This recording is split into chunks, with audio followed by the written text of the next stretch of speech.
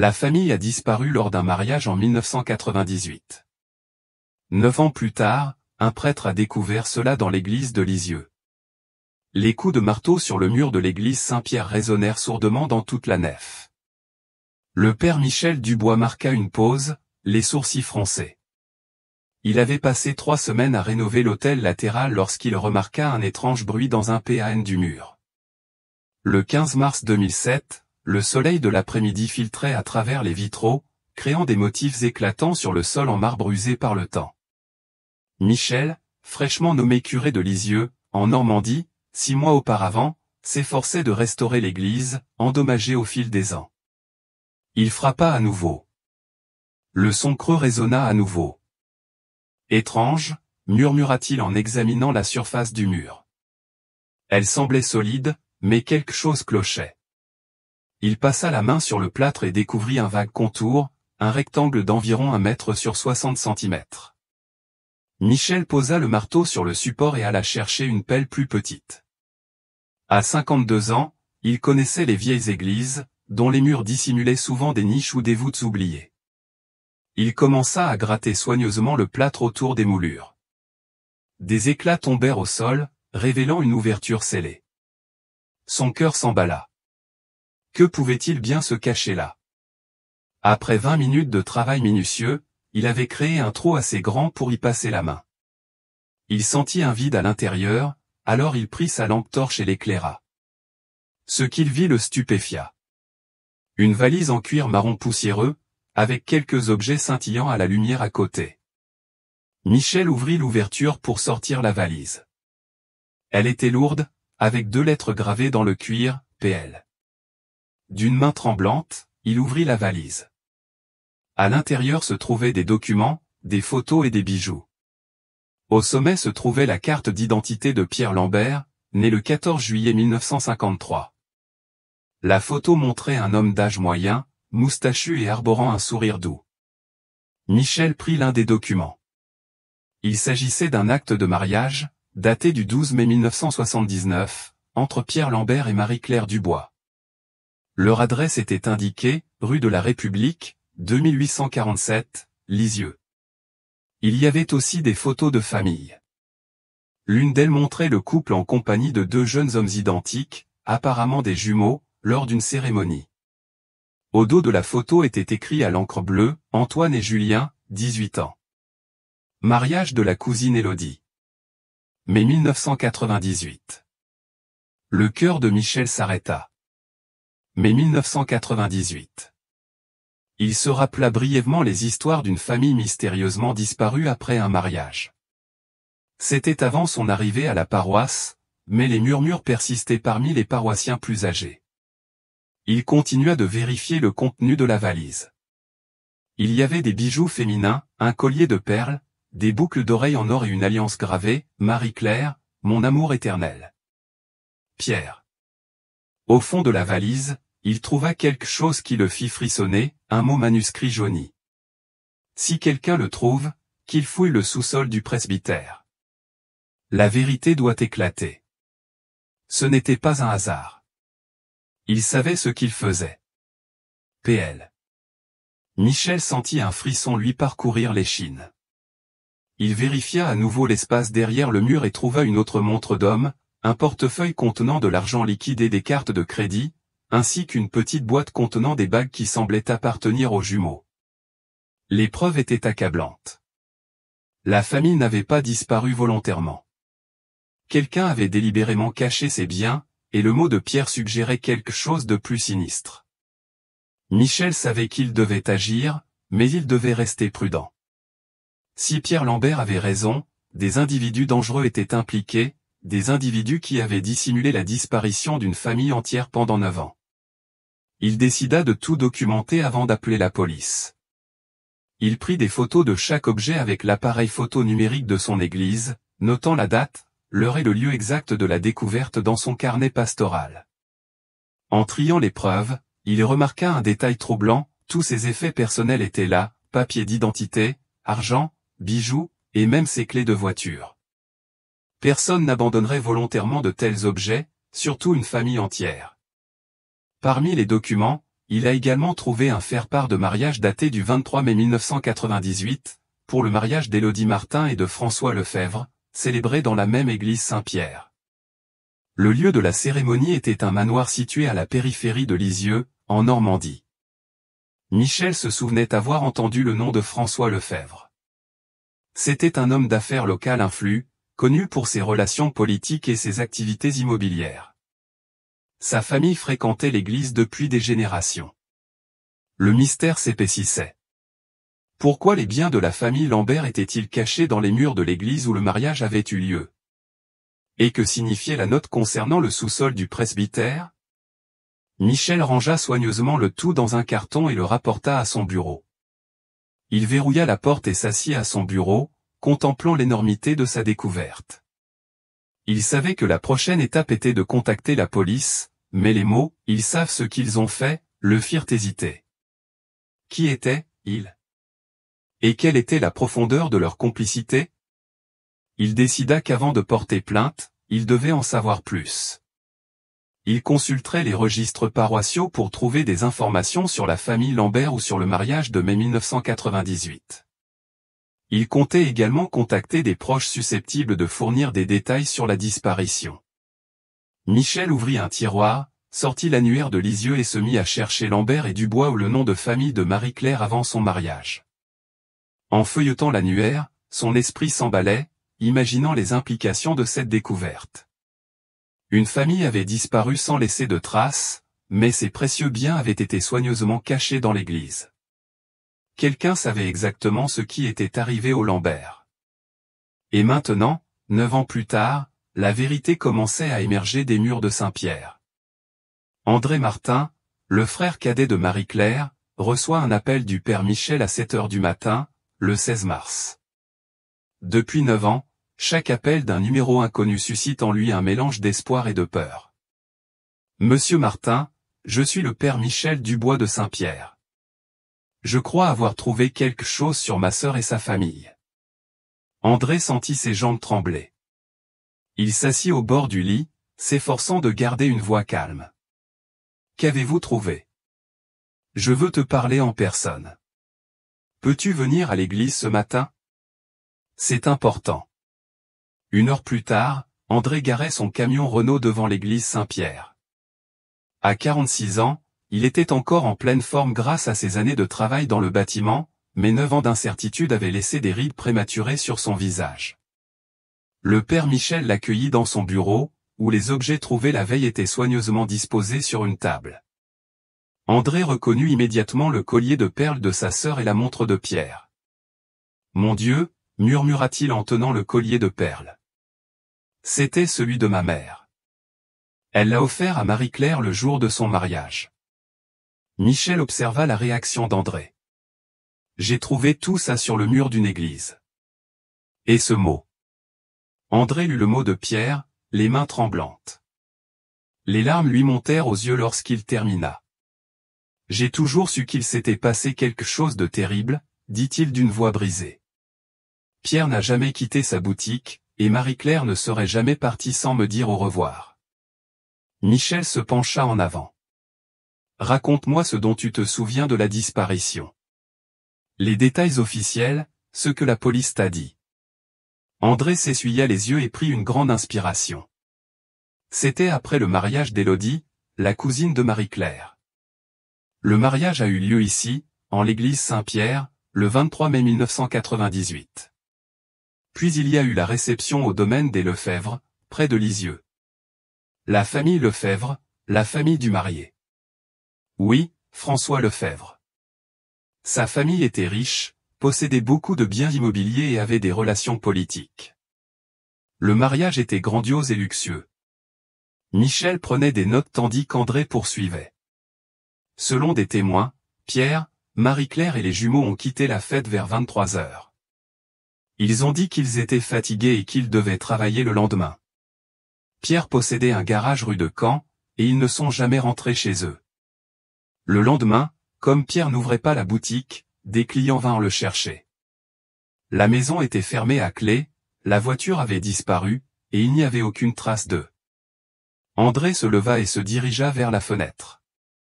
J'ai signalé sa disparition le 25 mai. L'inspecteur Étienne Rousseau, qui prend sa retraite prochainement, est chargé de l'affaire.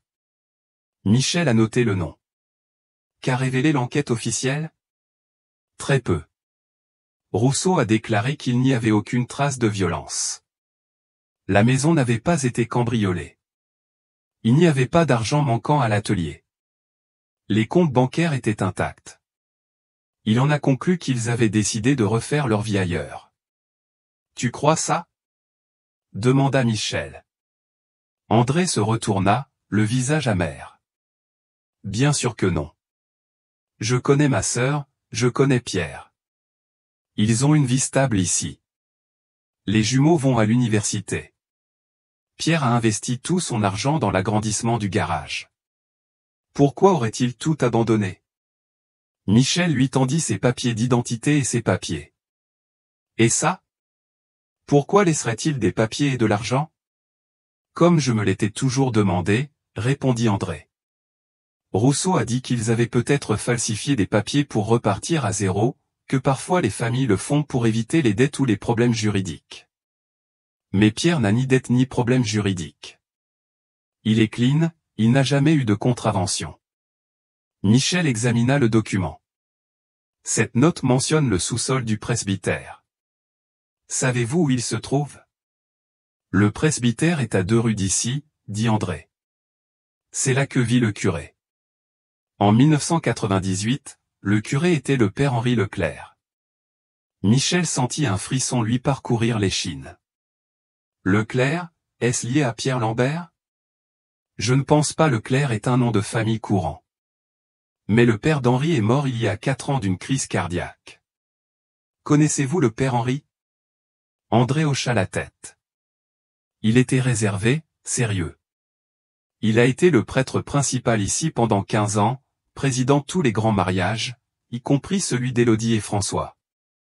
Michel a noté cette information. Vous souvenez-vous de quelque chose d'inhabituel dans le comportement du père Henri après la disparition? André marqua une pause, fronçant les sourcils. Puisque tu le dis, il est venu à la cérémonie commémorative symbolique que nous avons organisée pour la famille 2 ans après la disparition. Il avait l'air très nerveux, mal à l'aise, et il m'a à peine adressé la parole. Et l'enquête officielle? Quand a-t-elle été close? L'affaire n'a jamais été officiellement close, mais Rousseau a pris sa retraite quelques mois plus tard. L'affaire a été confiée à d'autres enquêteurs, mais personne ne s'y est intéressé. Au bout d'un moment, ils ont cessé de me rappeler. Michel classa les documents par ordre chronologique. André, j'ai une question importante à vous poser. Fais-tu désormais confiance à la police locale? André le regarda avec suspicion. Pourquoi demandes-tu cela? Cette note démontre une complicité dans la disparition. Des gens qui savaient ce qu'ils faisaient. Si nous transmettons ces preuves à la police, nous devons nous assurer qu'elles parviennent aux bonnes personnes. Je comprends votre inquiétude, dit André. Honnêtement, je ne sais pas à qui faire confiance. Lisieux était gangrené par la corruption dans les années 90. C'est mieux maintenant, mais... Michel hocha la tête. Je suggère qu'on enquête davantage avant de contacter officiellement les autorités. Connaissez-vous quelqu'un dans votre famille ou vos amis qui pourrait vous fournir des informations? D'autres invités au mariage? Élodie, la mariée, a déménagé à Dijon après le mariage, mais j'ai son numéro de téléphone. Jacques Moreau, un ami proche de Pierre, était également présent au mariage et est très proche de la famille. Parfait, dit Michel. Il faut aussi aller au sous-sol du presbytère, comme le mentionnait le mot de Pierre. André se leva. Père Michel, que pensez-vous qu'il s'est réellement passé cette nuit-là? Michel resta silencieux un instant. Je pense que votre sœur et sa famille ont été victimes de quelque chose de bien plus grave qu'une disparition volontaire. Et je pense que quelqu'un ayant accès à cette église a contribué à cacher la vérité. Père Henri, est-ce possible? Demanda André. Ou quelqu'un qui a accès à l'église et qui sait comment cacher des preuves sans être détecté, a répondu Michel. André prit le collier de perles de sa sœur. Je peux l'emporter avec moi. Je pense qu'il vaut mieux garder toutes les preuves ensemble et en sécurité, a déclaré Michel. Mais je te promets qu'une fois tout cela terminé, tu récupéreras tout ce qui appartient à ta famille. Ils se séparèrent, convenus de se revoir le lendemain. André contacterait Élodie et Jacques, tandis que Michel cherchait à pénétrer dans le sous-sol du presbytère. Michel ne put dormir cette nuit-là. Les objets dans le bureau semblaient irradier une énergie malsaine, comme si les esprits de la famille Lambert réclamaient justice après 9 ans de silence. Jacques Moreau arriva à l'église Saint-Pierre à 10 heures précises le 17 mars. À 55 ans, il avait encore l'allure soignée d'un comptable chevronné. Son amitié avec Pierre Lambert avait débuté dès l'adolescence. Le père Michel et André l'attendaient au bureau paroissial. Lorsque Jacques vit les effets personnels de la famille Lambert sur la table, son visage pâlit. « Mon Dieu, où as-tu trouvé ces choses ?» Michel expliqua sa découverte tandis que Jacques examinait chaque objet avec une douleur familière. Il prit la montre de Pierre. « Je la lui ai offerte pour ses 40 ans. C'était son bien le plus précieux. » Sa voix se brisa légèrement. Pierre ne l'aurait jamais abandonné de son plein gré. André se pencha en avant. « Jacques, nous avons besoin que tu nous racontes exactement ce dont tu te souviens de cette nuit-là. Chaque détail est important. » Jacques prit une grande inspiration, fermant les yeux comme s'il revivait la nuit du 23 mai 1998. Le mariage était merveilleux. Élodie était radieuse et François semblait si heureux. La cérémonie a commencé à 18 heures dans cette église. Le père Henri Leclerc présidait la cérémonie. « Avez-vous remarqué quelque chose d'inhabituel chez le père Henri ?» demanda Michel. Maintenant que vous le dites, il semblait distrait pendant la cérémonie. Il a mal lu 2 fois, ce qui était rare pour lui, qui était connu pour sa précision et sa solennité. Jacques poursuivit, après la cérémonie, tout le monde s'est rendu au domaine familial Lefebvre pour une fête. C'était très impressionnant, de grands jardins, une belle maison coloniale. Il y avait probablement 300 invités. Est-ce que les Lambert viennent à la fête? Oui, ils sont venus dans une Citroën DS bleue. Pierre avait fait laver la voiture ce matin-là, spécialement pour l'occasion. Marie-Claire portait une robe rose achetée la semaine précédente, et les jumeaux portaient des costumes identiques. Michel a pris des notes détaillées. Comment se sont-ils comportés à la fête? Au début, c'était normal. Ils dînaient à la table familiale et dansaient quelques chansons. Pierre et moi parlions d'agrandir notre garage. Marie-Claire a aidé Élodie à raccommoder une robe un peu déchirée. « Quand as-tu remarqué un changement ?» demanda Michel. Jacques marqua une pause, fronçant les sourcils. Vers 22 heures, ce soir-là, j'ai vu Pierre discuter avec François Lefebvre près du bar. La conversation semblait tendue. Pierre exprimait un profond malaise.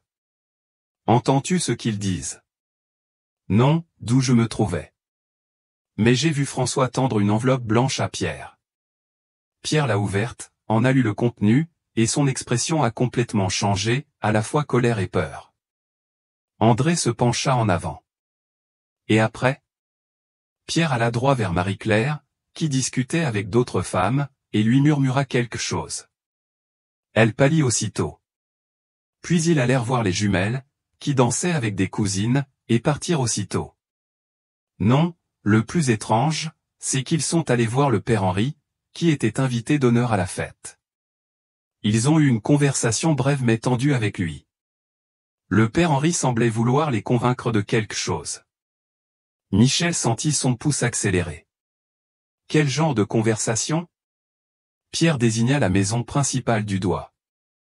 Le père Henri secouait la tête sans cesse. Marie-Claire semblait de plus en plus agitée. Finalement, Pierre prit la main de sa famille et se dirigea vers la sortie. Jacques secoua la tête. J'ai vu le père Henri suivre la famille jusqu'à la voiture. Ils ont continué à discuter. Pierre lui a montré l'enveloppe que François lui avait donnée. Le père Henri l'a lu et a semblé très paniqué. Tu te souviens d'autre chose? Le père Henri revint au banquet, mais il avait complètement changé. Il était pâle et en sueur. Il alla droit vers François Lefebvre, et ils eurent une conversation tendue près de la table du banquet. Michel échangea un regard avec André. « Tu as vu les Lambert partir ?» ?»« Oui. » Leur voiture s'est dirigée vers le portail principal du manoir, mais ce qui m'a toujours intrigué, c'est que j'ai vu une autre voiture les suivre juste derrière. Une Peugeot 605 noire. Reconnaissez-vous cette voiture? Je n'en étais pas sûr à l'époque, mais plus tard, je me suis souvenu de l'avoir déjà vue. Il appartenait à Dominique Berger, l'associé de François Lefebvre. André nota le nom. Je ne connais que vaguement Dominique Berger. Il a une soixantaine d'années et porte toujours des costumes coûteux. On dit qu'il a des relations avec des représentants du gouvernement et qu'il gère les aspects moins juridiques des affaires de Lefebvre. Michel se leva et se dirigea vers la fenêtre. « Jacques, que penses-tu qu'il y a dans cette enveloppe? » J'y réfléchis depuis 9 ans. Pierre est mécanicien, mais il répare aussi des voitures pour d'autres, notamment pour l'organisation Lefebvre. Il m'a dit un jour que certaines voitures présentaient des modifications inhabituelles, des compartiments cachés, des réservoirs d'essence modifiés, des objets pouvant servir au transport de marchandises illégales. André se tendit. « Tu crois que Pierre a découvert quelque chose qu'il ne devrait pas savoir? » Peut-être. Pierre est très observateur et a une bonne mémoire pour les détails techniques. S'il voit quelque chose de suspect dans la voiture, il le remarquera. Michel retourna à sa place. « Avez-vous signalé cette information à la police lors de leur disparition? » Jacques baissa la tête.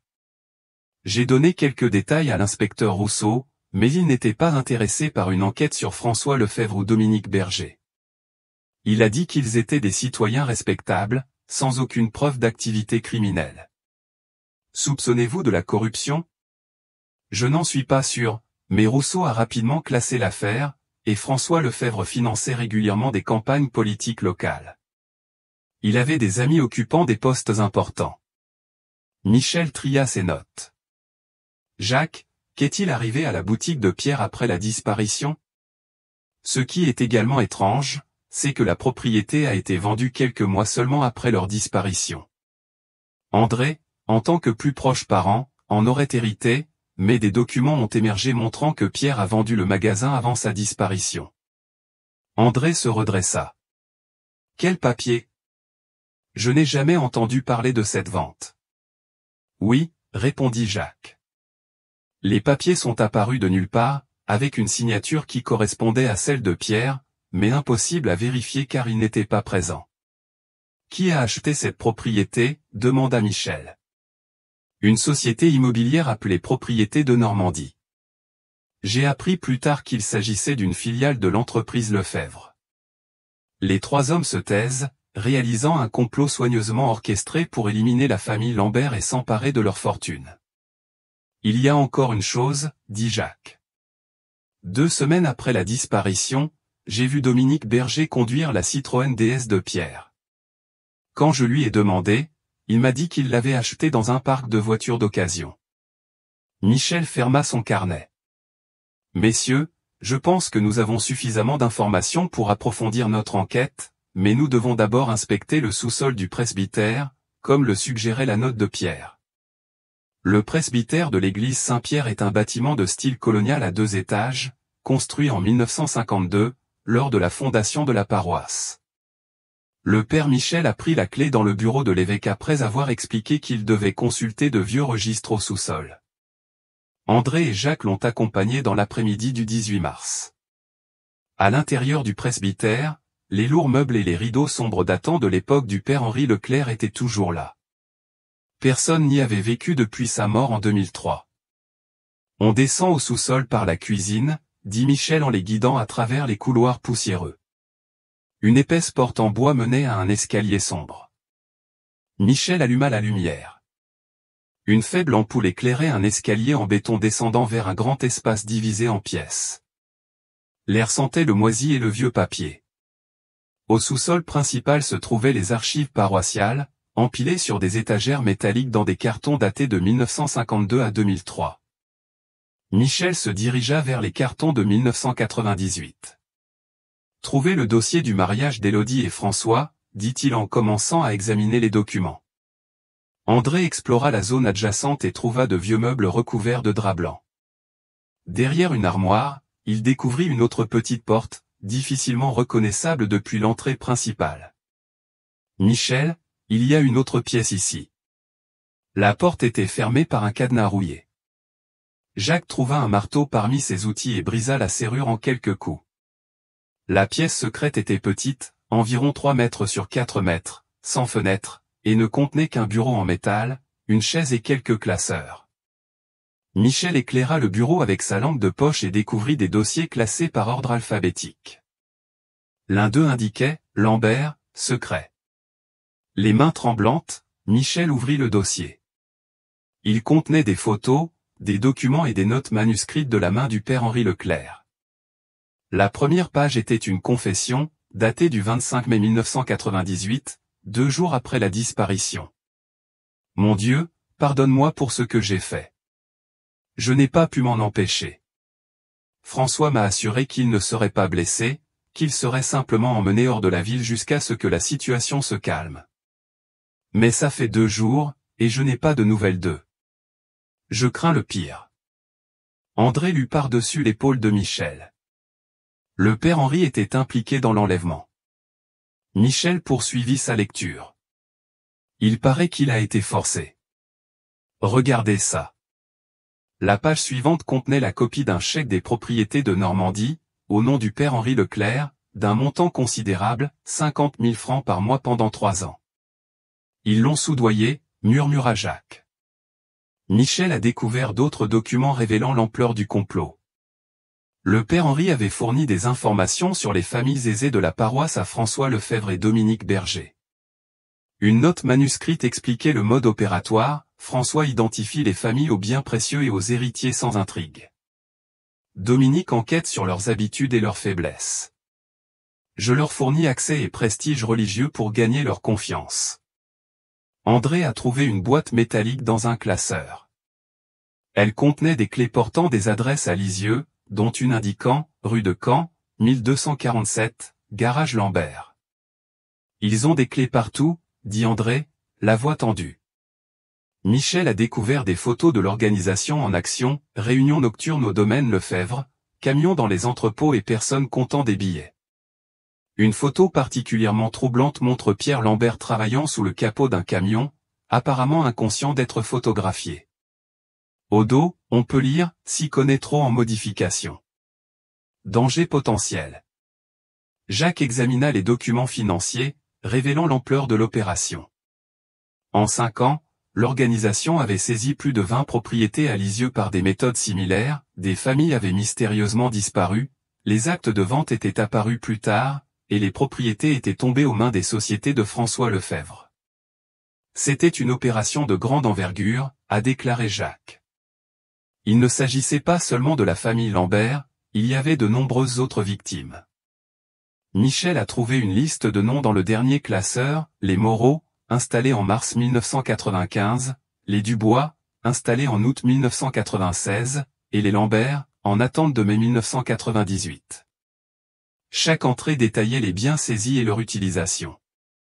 Certains mentionnaient « réinstallation réussie », d'autres simplement « installation permanente ». Que signifie l'établissement permanent, demanda André, même si son expression montrait qu'il connaissait déjà la réponse. Michel continua de consulter les dossiers du père Henri. La dernière entrée était datée du 15 juin 1998, je n'en peux plus. Les familles n'ont pas été relogées comme promis. François a menti. Mon Dieu, aidez-moi. Je crois qu'ils ont été assassinés.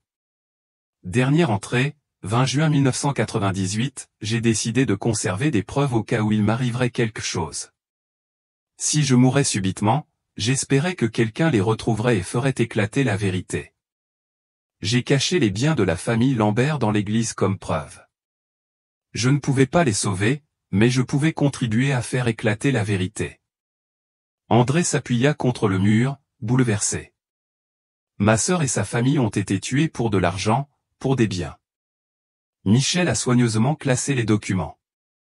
Nous comprenons maintenant pourquoi le père Henri est mort subitement d'une crise cardiaque en 2003. Peut-être ont-ils trouvé ces preuves en sa possession. Jacques examina les photos. Regardez, il y a des photos de policiers en réunion nocturne. La corruption s'étend jusqu'au commissariat. Michel reconnut quelques visages sur la photo. Je connais celui-ci, le commissaire Thierry, qui était responsable des enquêtes criminelles dans les années 90. Et voici l'inspecteur Rousseau, ajouta André d'une voix amère. Michel referma le classeur. Nous avons suffisamment de preuves pour révéler toute l'opération, mais nous devons être extrêmement prudents. Ces gens ont tué pour protéger le secret. Jacques désigna une case non cochée. Qu'y a-t-il d'autre dedans? Les caisses contenaient de l'argent liquide en diverses devises, des bijoux et des papiers d'identité de plusieurs familles. On y trouvait également un plan de Lisieux marqué de points rouges, sans doute les propriétés confisquées et les lieux où les victimes étaient enterrées. L'une se trouvait en périphérie, près du lotissement de François Lefebvre. Une autre se trouvait au manoir où le mariage avait eu lieu. André prit la carte d'une voix ferme. Il faut qu'on aille à ces endroits. Ma sœur et sa famille méritent une sépulture digne de ce nom. Michel a soigneusement emballé les preuves dans un carton. Avant d'agir, nous devons nous assurer que ces informations parviennent aux bonnes mains. Les photos révèlent une corruption généralisée au sein de la police locale. À qui pouvons-nous faire confiance? Demanda André. Le procureur fédéral, répondit Michel. Ils sont compétents en matière de corruption et de crime organisé. Nous pouvons également contacter des journalistes d'investigation à Paris. La pression médiatique nous protégera pendant la durée de l'enquête officielle. En quittant le sous-sol, Michel s'arrêta dans l'escalier. Encore une chose. Le père Henri a écrit que François Lefebvre avait promis que les familles seraient seulement relogées. Pensez-vous que François y croyait vraiment ou mentait-il? Jacques réfléchit. Connaissant François, je pense qu'il sait exactement ce qui se passe. Peut-être a-t-il menti au père Henri pour s'assurer sa coopération. André claqua la porte du sous-sol. Quoi qu'en pense François, l'important, c'est que 9 familles ont été tuées, dont la mienne, et que les responsables courent depuis toutes ces années. Michel rangea la boîte contenant les preuves dans le coffre de sa voiture. L'étape suivante consistait à tout documenter soigneusement et à contacter le procureur fédéral. 9 ans plus tard, la vérité éclaterait enfin. Le 20 mars 2007, Michel décide de confronter directement François Lefebvre avant de remettre les preuves au procureur fédéral. Il a besoin d'une confession enregistrée pour confirmer les détails du dossier du père Henri. François Lefebvre, aujourd'hui âgé de 45 ans, avait considérablement développé son activité immobilière. Son bureau occupait tout le dernier étage d'un immeuble moderne du centre de Lisieux. Michel se présenta comme le nouveau curé de l'église Saint-Pierre, qui souhaitait discuter d'un don pour la rénovation. La secrétaire de François le fit attendre 20 minutes avant de l'inviter à entrer. François Lefebvre est sorti de son bureau privé avec un sourire professionnel, fruit de ses années de trading. Grand, il avait une carrure athlétique grâce à une activité physique régulière, et ses cheveux argentés étaient parfaitement coiffés.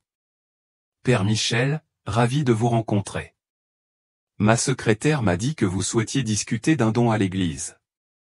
Michel suivit François dans le bureau, observant les diplômes et les photos de personnalités politiques accrochées au mur.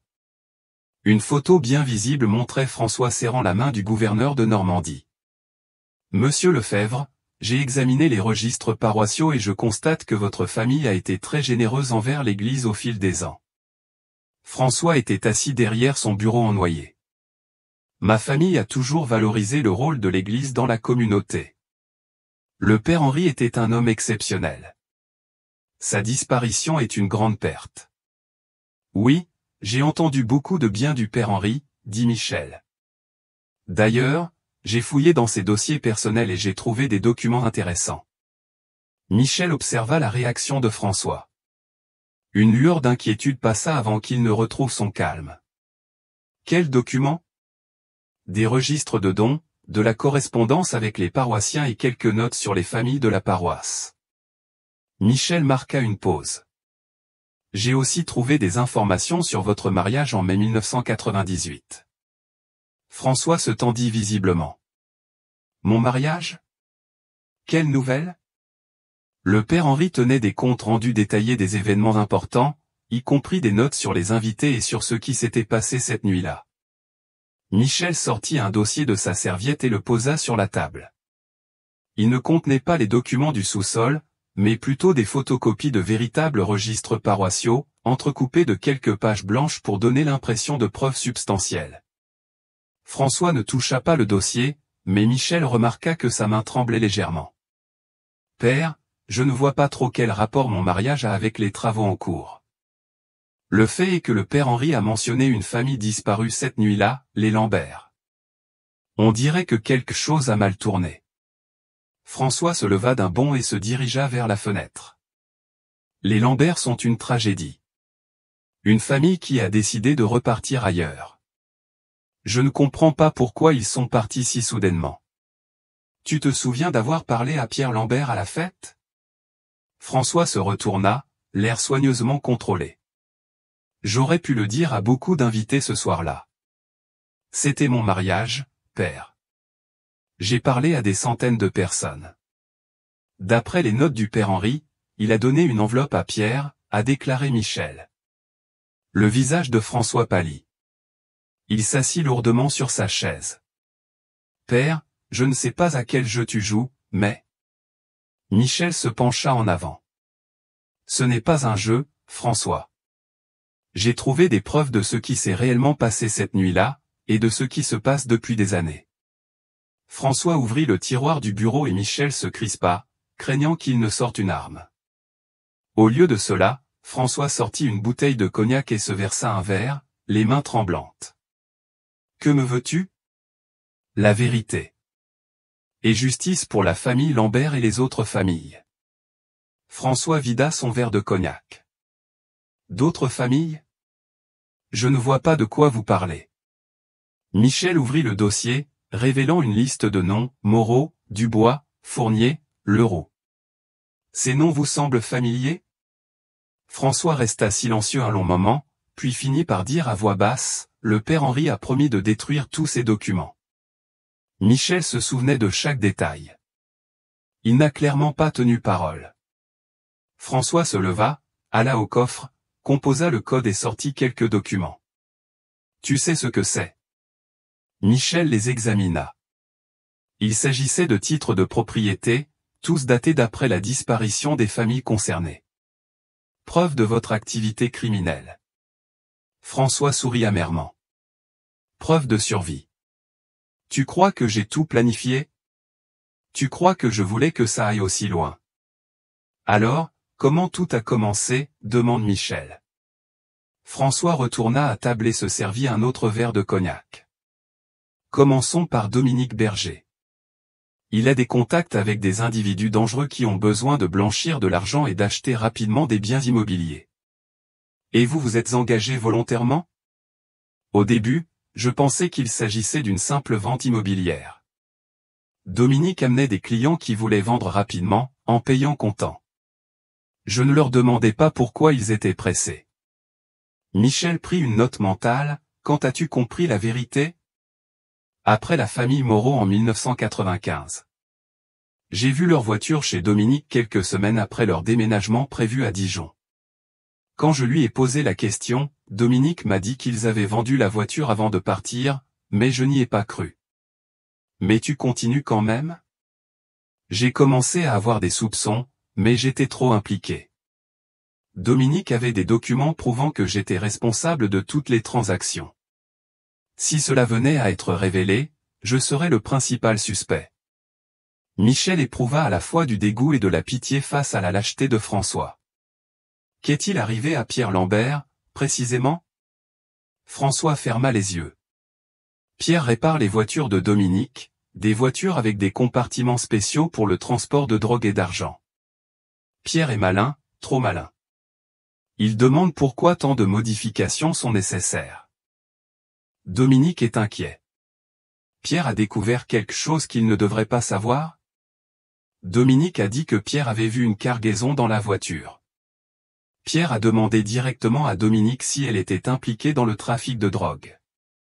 Michel frissonna. Qu'a-t-il dit à Pierre? Dominique voulait se débarrasser de lui immédiatement, mais je lui ai proposé de l'argent pour le faire taire. Pierre est un homme bien, père de famille. Je pense qu'il accepterait. Alors vous donnez des enveloppes au mariage? François acquiesça. Il y avait 50 000 francs et une proposition. Nous lui avons dit de déménager sa famille, de rouvrir le magasin et de ne jamais parler de ce qu'il avait vu. Mais Pierre a refusé. Il était furieux, disant que ce n'était pas seulement une question d'argent, mais aussi de preuves que nous causions du tort à des familles innocentes. Il a menacé de porter plainte auprès du procureur fédéral. Michel comprit le désespoir de Pierre ce soir-là. Et après? François se couvrit le visage. Dominique a dit qu'il n'y avait pas le choix, que Pierre en savait trop et qu'il ne se tairait pas. Il a dit que l'affaire devait être réglée ce soir-là. Et tu es d'accord? Je n'avais pas le choix. Dominique avait des photos de moi recevant de l'argent, des papiers portant ma signature sur chaque transaction frauduleuse. Si je ne coopérais pas, il me livrerait à ses complices criminels, me considérant comme le principal coupable. Michel se sentait proche de la vérité. Comment avez-vous impliqué le père Henri? Le père Henri a reçu des dons de Dominique pendant des années, sachant que l'argent provenait d'une source douteuse, mais il en avait besoin pour entretenir l'église. Dominique l'a soutenu, comme moi. Quel rôle a joué le père Henri dans la disparition? François prit une grande inspiration. Il connaissait les habitudes de chaque famille de la paroisse. Il savait que les Lambert prenaient toujours la route côtière pour rentrer après les événements nocturnes afin d'éviter les embouteillages du centre de Lisieux. Michel se sentit mal. Ils ont été pris en embuscade sur la route. Dominique avait des gens qui attendaient. Le plan était d'intercepter les véhicules, de les mettre en sécurité et de les convaincre d'accepter la réinstallation. Mais tout a mal tourné. François s'est effondré, les larmes aux yeux. Pierre s'est défendu, essayant de protéger sa famille. Pendant la bagarre, quelqu'un a tiré. Une fois les violences déclenchées, il n'y avait plus aucun témoin vivant. Michel garda son calme. François, j'ai besoin que tu me racontes exactement ce qui s'est passé après la fusillade. François s'essuya les yeux et prit une grande inspiration. Dominique a aménagé un local sur ma propriété, un endroit isolé appelé l'entrepôt. Officiellement, c'est pour stocker du matériel de construction, mais en réalité, il sert à stocker de la drogue et de l'argent avant expédition. Il y a un sous-sol secret que seuls les proches connaissent. Michel frissonna. Ils ont amené les Lambert là-bas? François hocha la tête avec raideur.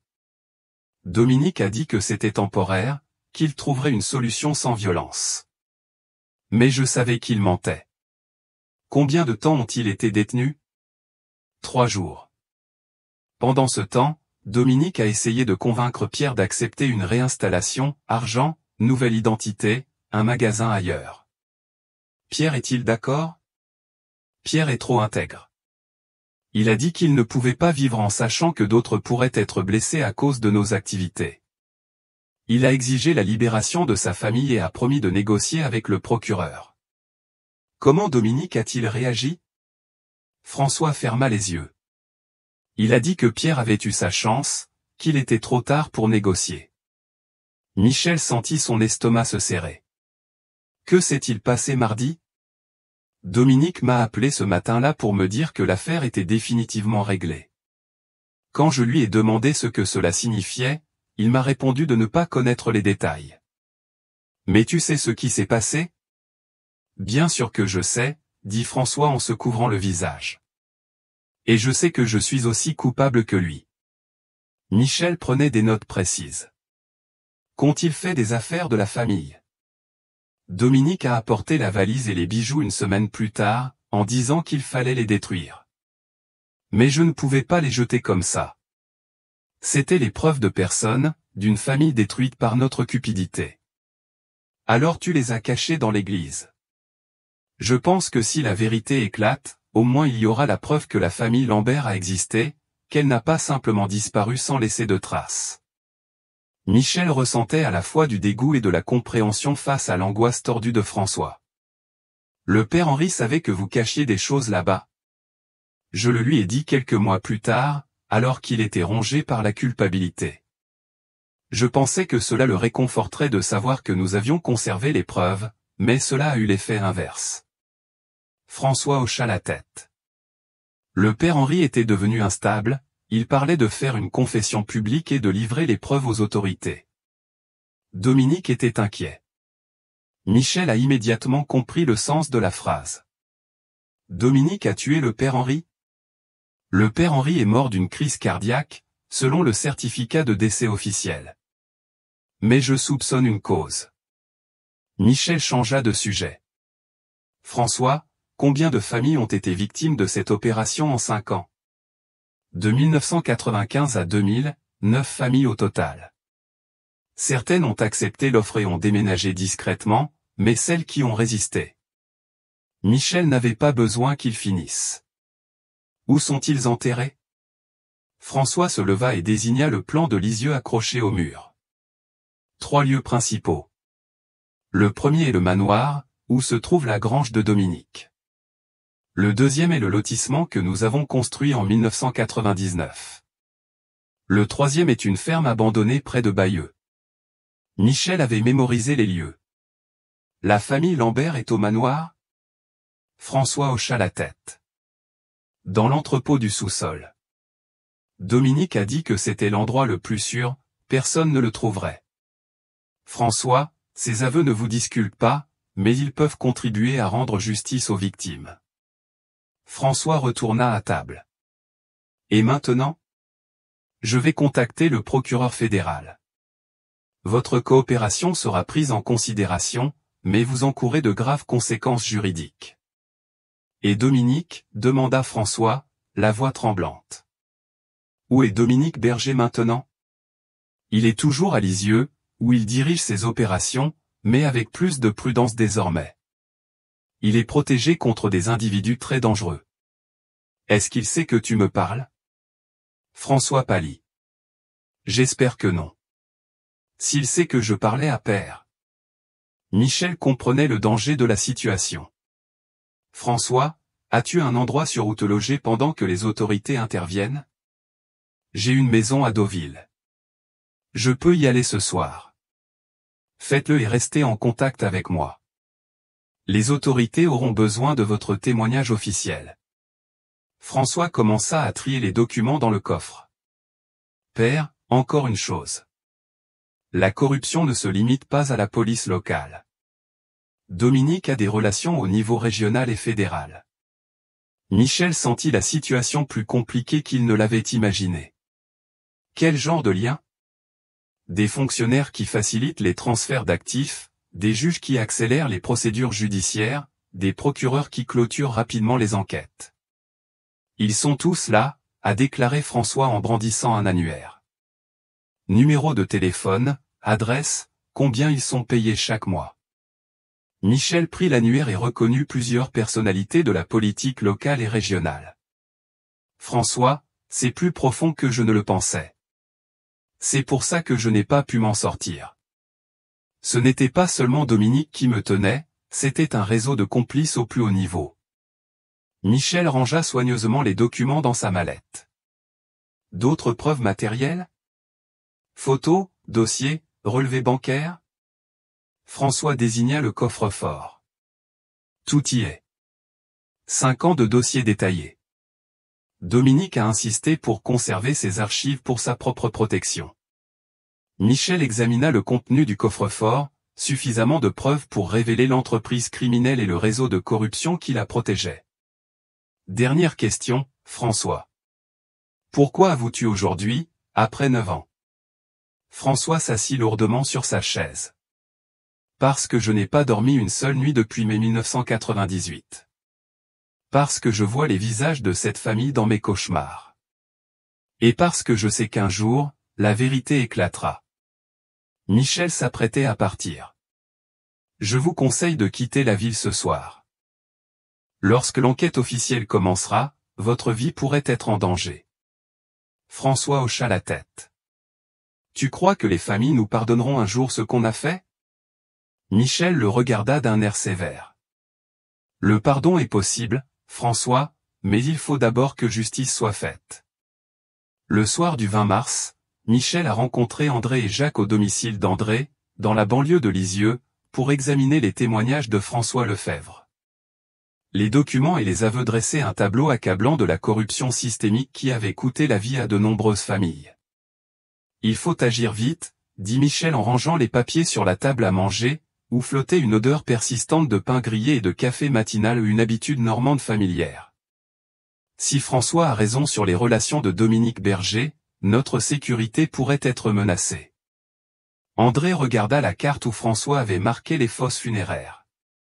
Je veux aller au manoir ce soir. Je dois retrouver ma sœur et ma famille. Jacques secoua la tête. Ce serait trop dangereux pour Dominique d'avoir quelqu'un pour surveiller ces lieux. La conversation fut interrompue par le bruit d'une voiture s'arrêtant devant la maison. Michel regarda prudemment par la fenêtre et aperçut deux SUV noirs garés dans la rue. Des hommes armés en sortirent. Il faut qu'on y aille maintenant, murmura Michel d'un ton pressant. André s'empara des preuves essentielles et les fourra dans son sac à dos, tandis que Jacques éteignait les lumières. Ils se précipitèrent par la porte de derrière dès qu'ils entendirent la porte d'entrée s'ouvrir brusquement. Ils traversèrent le jardin à toute vitesse jusqu'à la camionnette Renault d'André, garée dans l'allée. Alors qu'André démarrait la voiture, Michel regarda dans le rétroviseur et vit des hommes encercler la maison et se diriger vers eux. « Courez !» cria Jacques. André traversa la ruelle à toute vitesse, les coups de feu résonnant derrière lui. Il emprunta un chemin détourné à travers les rues résidentielles, évitant l'avenue principale où il risquait d'être arrêté. « Comment nous ont-ils trouvés si vite ?» demanda André en tournant un coin. Michel consulta son téléphone. François a dû contacter Dominique après mon départ, ou quelqu'un d'autre était impliqué. Ils décidèrent de se rendre à l'église Saint-Pierre, espérant qu'elle servirait d'abri temporaire. Mais à leur arrivée, ils découvrirent que l'endroit était également sous surveillance. « On ne peut pas rester dans un endroit qu'on connaît bien, » dit Jacques. « Ils connaissent nos moindres faits et gestes. » Michel leur suggéra un motel dans la zone industrielle de Lisieux où ils pourraient s'enregistrer sans papier. En chemin, ils aperçurent une voiture qui les suivait sur plusieurs pâtés de maison. André accéléra, effectuant des écarts répétés, perdant temporairement son poursuivant. Ils s'arrêtèrent à une station-service, où Michel utilisa un téléphone public pour contacter Édouard Dubois, un journaliste d'investigation parisien qu'il connaissait depuis le séminaire. « Édouard, ici Michel Dubois. J'ai besoin de votre aide de toute urgence. J'ai des preuves d'une opération criminelle impliquant de multiples meurtres et de la corruption à Lisieux. Édouard Dubois dénonce la corruption depuis des années. Quelles preuves? Des documents, des aveux, l'emplacement du cimetière secret. C'est énorme, Édouard. Où es-tu? En fuite. Les criminels savent que j'ai des preuves et tentent de nous éliminer. Édouard n'hésita pas, j'enverrai une équipe de sécurité privée. Pouvez-vous être à la chaîne Normandie à Caen dans 1 heure? C'est dangereux, mais nous allons essayer. En route vers la station de télévision, Jacques s'aperçut qu'ils étaient de nouveau suivis. 2 voitures les suivent maintenant. André décida d'être audacieux. Divisons les preuves. Si l'un de nous se fait prendre, les autres pourront continuer. Ils s'arrêtèrent brièvement dans un centre commercial, divisant les documents en 3 parties. Chacun emprunta un itinéraire différent pour se rendre à la station de télévision. Michel arriva le premier, mais fut arrêté sur le parking par 2 hommes armés. Il reconnut l'un des hommes sur la photo d'archives du père d'Henri, le complice de Dominique Berger. « Père, venez avec nous tranquillement, » dit le vieil homme en montrant discrètement son arme. « Où est Dominique Berger ?» demanda Michel, essayant de gagner du temps. « Monsieur Berger veut parler à papa. Il dit qu'il y a un malentendu qui peut être dissipé. » Michel savait que c'était un mensonge, mais il savait aussi que toute résistance était vaine. « Et mon ami ? » Ils seront également invités à la conversation. Les hommes conduisirent Michel jusqu'à un SUV noir.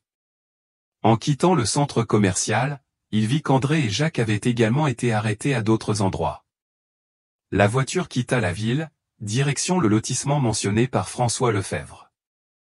Michel comprit qu'il risquait d'être emmené à l'endroit même où les Lambert avaient été assassinés 9 ans plus tôt. Tout en avançant, Michel tentait d'obtenir des informations de ses ravisseurs. « Depuis combien de temps travaillez-vous pour Berger ?» Le chauffeur, un homme d'une quarantaine d'années avec une cicatrice au bras, répondit sans se retourner. « Monsieur Berger est un homme d'affaires respectable. Nous fournissons des services de sécurité. Les services de sécurité aiment faire disparaître des familles. » L'homme assis à l'avant se retourna, le visage menaçant. « Père, je vous conseille de garder vos opinions pour vous. Monsieur Berger est patient, mais il a ses limites. » Lorsqu'ils arrivèrent au manoir, il était exactement comme François Lefebvre l'avait décrit, une magnifique maison coloniale entourée d'un grand jardin, avec des granges dispersées. Ils emmenèrent Michel dans un bâtiment éloigné de la maison principale, en béton, sans fenêtres, avec des portes métalliques renforcées. Michel reconnut immédiatement la grange dont François avait parlé. Dominique Berger l'attendait à l'intérieur. À 68 ans, il arborait encore l'autorité intimidante qui lui avait valu des décennies de carrière dans le milieu criminel. Ses cheveux blancs étaient lissés en arrière et il portait un costume coûteux qui contrastait avec l'espace austère de l'entrepôt. « Père Michel, nous nous rencontrons enfin, » dit Dominique avec un sourire qui n'atteignit pas ses yeux. « J'ai entendu dire que vous étiez très occupé ces derniers temps. » André et Jacques étaient là, assis sur des chaises métalliques, les mains liées. Leurs visages portaient les marques des coups reçus. « Monsieur Berger, je comprends que vous souhaitiez récupérer certains documents, » dit Michel en essayant de garder son sang-froid. « Ce n'est pas qu'une question de documents, papa. C'est une question de survie. Tu as menacé une opération que j'ai bâtie au fil des décennies. » Michel observa l'entrepôt, remarquant les taches sur le sol en béton et le réseau d'égouts qui suggérait que cet endroit était destiné à des activités sanglantes. « C'est ici que vous avez tué les Lambert. » Dominique s'est dirigé vers un mur de photos des familles des victimes. Les Lambert sont une nécessité regrettable. Pierre Lambert est trop têtu pour comprendre les réalités du métier. André tira sur les cordes. Espèce de salaud. Ma sœur a 42 ans. Les jumelles ont 18 ans. Dominique s'approcha d'André avec un calme déconcertant. Ta sœur et sa famille ont une chance de survivre. Ils ont refusé une offre très généreuse.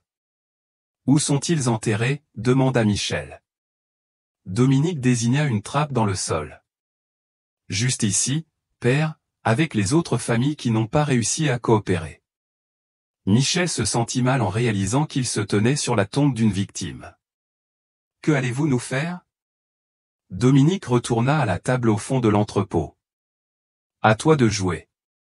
Remets toutes les preuves et accepte le silence éternel, ou retrouve les familles dont tu cherches à te venger. Michel comprit qu'il n'avait guère le choix. Dominique avait l'avantage, mais il savait aussi que le criminel devait récupérer toutes les preuves avant de les tuer. Cela leur laissait une marge de manœuvre pour négocier. Monsieur Berger, les preuves que nous avons recueillies ne sont pas entre nos mains, mentit Michel. Nous en avons fait des copies et les avons envoyées aux journalistes et au procureur fédéral. Dominique rit froidement. Père, ne me prenez pas pour un imbécile. Si vous aviez remis les preuves, cet endroit aurait été encerclé par des agents fédéraux. André intervint. Comment peux-tu en être si sûr ? Parce que j'ai des gens à tous les niveaux de gouvernement, de la police locale aux procureurs fédéraux. Ils signaleront toute enquête officielle. Michel savait que la corruption était plus profonde qu'il ne l'avait imaginé. Combien de fonctionnaires êtes-vous rémunérés ? Assez pour assurer la sécurité de mon exploitation pendant 25 ans. Pensez-vous que je tiendrai aussi longtemps sans protection ? Jacques, resté silencieux jusqu'alors, prit la parole. Pourquoi as-tu fait ça ? Tu as assez d'argent pour vivre confortablement. Pourquoi continues-tu à tuer des familles innocentes ? Dominique s'est approché des photos des victimes. Ce n'est pas qu'une question d'argent, monsieur Moreau. C'est une question de pouvoir. Il s'agit de prouver que les règles normales ne s'appliquent pas aux gens comme moi. Michel était dégoûté par la froideur de Dominique. La loi s'applique à tous. La justice finira par arriver. Justice, rit Dominique. Père, j'ai évité votre justice pendant des décennies, et je continuerai à le faire longtemps après votre prochaine rencontre avec les Lambert. À ce moment-là, Michel remarqua un garde qui avait laissé un téléphone sur une table voisine. S'il pouvait juste le récupérer. Monsieur Berger, avant que vous ne preniez votre décision finale, puis-je vous poser une question en tant que prêtre? Dominique semblait intéressé. Que veux-tu savoir? Avez-vous déjà regretté ce que vous avez fait? Pensez-vous aux familles que vous avez détruites? Dominique y a sérieusement réfléchi. Au début, oui. Les premières familles m'ont hanté pendant quelques mois. Mais ensuite, je m'y suis habitué. Ça faisait partie du métier. Michel se pencha et tapota le téléphone. Que dirais-tu aux orphelins? Aux parents qui ont perdu leurs enfants? Je dirais que la vie est cruelle et que seuls les forts survivent. Michel a activé le mode enregistrement sur son téléphone. Comment pouvez-vous justifier le meurtre d'enfants innocents? Les jumeaux Lambert, par exemple? Ce ne sont pas des enfants. Ils ont 18 ans et en savent trop. Je ne peux pas les laisser grandir avec l'intention de se venger. Michel continua d'enregistrer tandis que Dominique détaillait les crimes. Combien de personnes as-tu tué de tes propres mains? Très peu. J'ai demandé à quelqu'un de le faire. Mais j'ai tué Pierre Lambert moi-même. Il fallait prouver à mon équipe que je n'hésite pas quand il le faut. André tira sur les cordes, furieux. Meurtrier. Dominique s'approcha d'André. Votre sœur est morte rapidement, monsieur Martin. Je lui ai tiré une balle dans le cœur. Elle n'a pas ressenti de douleur. Les jumelles qui ont tenté de protéger leur mère sont mortes rapidement aussi. Marie-Claire a été la dernière. Je lui ai proposé de la tuer rapidement si elle arrêtait de crier. Elle a accepté. Michel avait envie de vomir, mais il continua d'enregistrer. Les aveux de Dominique étaient plus détaillés qu'il ne l'aurait cru. Pourquoi gardez-vous des affaires de famille? Je ne les ai pas gardées. C'est François Lefebvre, cet imbécile, qui les a gardés. Il pensait que garder les souvenirs de la victime expirait ses péchés. Michel avait enregistré les preuves. Il devait maintenant les transmettre avant que Dominique ne les tue. Qu'est-il vraiment arrivé au père Henri? Dominique retourna à la table. Le père Henri pose problème. Il parle d'aveux publics, de témoignages aux autorités. Je ne peux pas le permettre. Tu l'as empoisonné? Du potassium. Injecté directement dans le cœur pendant votre sommeil. Parfait en cas de crise cardiaque spontanée. Michel réalisa que Dominique avouait d'autres crimes. Combien de personnes avez-vous tué pour protéger cette opération? L'inspecteur Rousseau s'est montré cupide et a exigé plus d'argent pour garder le silence. Je l'ai éliminé en 2001. Sa mort semblait également naturelle. Jacques se redressa. L'inspecteur qui enquête sur la disparition de la famille Lambert? C'était lui. Serviable au début, mais un fardeau. Michel savait qu'ils avaient suffisamment de preuves pour détruire l'opération de Dominique, s'il survivait assez longtemps pour les livrer. À cet instant, les sirènes de police retentirent au loin. Dominique se tendit aussitôt. Qu'est-ce que c'est? Un de ces hommes s'est précipité dans l'entrepôt. Monsieur, une voiture de police approche sur la route principale. Michel sourit. J'ai menti à propos de la copie des preuves, mais je n'ai pas menti à propos de mes contacts avec les autorités. Dominique sortit un pistolet de la table. Alors, tu meurs maintenant plutôt que plus tard. Mais avant qu'il puisse tirer, la porte de l'entrepôt fut ouverte par des agents fédéraux. Les hommes de Dominique furent rapidement maîtrisés, et il fut encerclé avant même qu'il puisse tirer. Dominique Berger, vous êtes en état d'arrestation pour de multiples chefs d'accusation de meurtre, d'enlèvement et de crime organisé. Tandis que les agents libéraient Michel, André et Jacques, Michel s'approcha du commandant. Agent, j'ai un enregistrement des aveux complets de cet homme. Il a avoué plusieurs meurtres, dont celui de la famille Lambert. L'agent décrocha le téléphone. Ces preuves seront très importantes. Êtes-vous prêt à témoigner? Bien sûr. Dominique fut menotté et conduit à un véhicule fédéral. Avant de quitter l'entrepôt, il se tourna vers Michel. Ce n'est pas fini, père. J'ai des amis puissants qui m'empêcheront d'aller en procès. Michel le regarda droit dans les yeux. Ton réseau de corruption sera lui aussi exposé. Tu n'auras plus de protection. Tandis que Dominique était emmené, l'équipe d'intervention commença à analyser la scène. Michel désigna une trappe dans le sol. Il y a des victimes là-dessous. Au moins 9 familles sur 5 ans. André s'approcha de la trappe, les larmes aux yeux. Je vais enfin pouvoir offrir à ma sœur et à sa famille une sépulture digne de ce nom. L'agent acquiesça. Une fois l'enquête médico-légale terminée, le corps sera remis à la famille pour une inhumation digne. Les jours qui ont suivi l'arrestation de Dominique Berger ont été marqués par une vague de révélations qui ont secoué les yeux. Les aveux enregistrés de Dominique sont devenus la preuve clé et ont donné lieu à une enquête fédérale qui a révélé la véritable ampleur du réseau criminel. Le 25 mars 2007, le journaliste parisien Édouard Dubois publiait le premier d'une série d'articles révélant l'ampleur du complot. Son équipe travaillait sans relâche pour vérifier chaque détail des témoignages de Michel. François Lefebvre, qui s'était réfugié à Deauville, est revenu volontairement pour coopérer pleinement avec les procureurs fédéraux. Son témoignage a confirmé les détails les plus effrayants de l'opération criminelle. Lors d'une conférence de presse à Paris, le procureur fédéral Alexandre Moreau a annoncé les résultats préliminaires. Entre 1995 et 2000, une organisation criminelle dirigée par Dominique Berger a été responsable de la mort d'au moins 37 personnes lors de 9 incidents distincts. Les victimes étaient des familles choisies en raison de la valeur de leur patrimoine et de l'absence de liens politiques complexes.